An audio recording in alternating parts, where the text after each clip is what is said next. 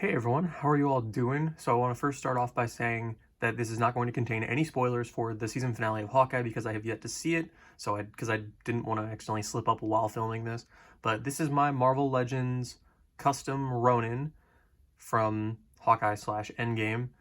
And the reason why I wanted to make this is because if you have that original Endgame version of Hawkeye, it's not good. It's not a great figure, and the knees on mine and most other people's just snapped clean off because the detents were too tight, and it was awful. But there's a way around that. And I had this idea because I kept just seeing this figure, which if you know your figures, you can tell what the base is underneath this. But I kept seeing it on clearance and stuff, and I was like, yeah, all right, I'll give it a shot. Why not? Let's see what happens.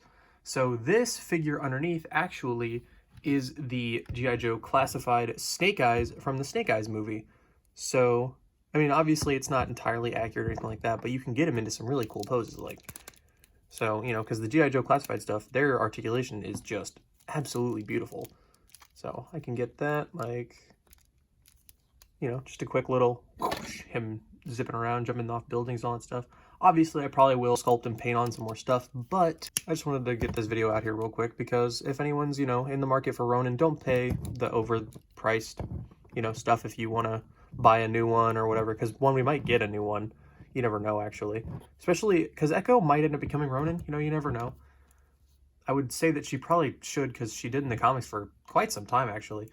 But I also, when it came to this figure, I cut the tunic piece in half so I could actually articulate it because, you can get him doing some backward movement, front, side, all that good rotation stuff.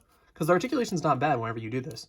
The only problem is kind of the shoulders, but you can get them going backwards with the butterfly joint. You just can't get them going forwards. I was able to put the hands on by cutting down the peg a little bit here. Let's see if I can get the hand off. Whoa, I'm breaking everything.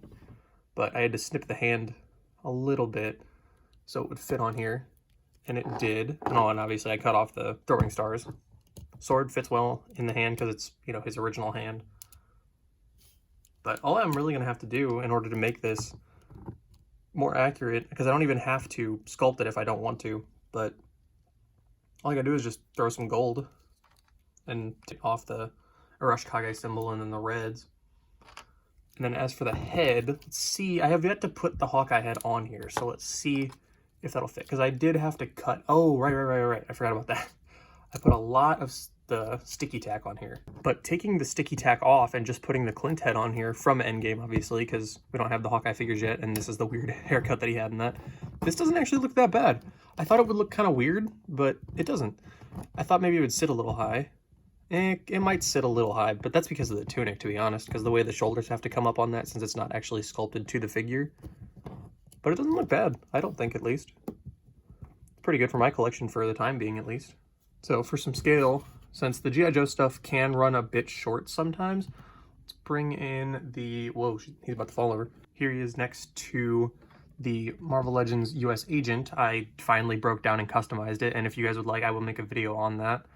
And I'm actually really happy with how that one turned out. But it doesn't look bad with him, or if I bring in Cap, that doesn't look bad either. And also with the drop-down legs, you might be able to get him to be a little taller. So let's see, let's pull the legs down a little bit. And then, there you go. Oh, let's see if I can get him to stand up properly. There we go. Yeah, you can even get him to be a little bit taller if you wanted, but I'm pretty sure that he's supposed to be kind of, because how tall, I don't know how tall Jamie Renner actually is. And then, of course, here he is next to Lucky the Pizza Dog. I was able to put the Pizza Spidey pizza slice in Lucky's mouth, which is pretty cool, so I can have him be the, the actual pizza dog.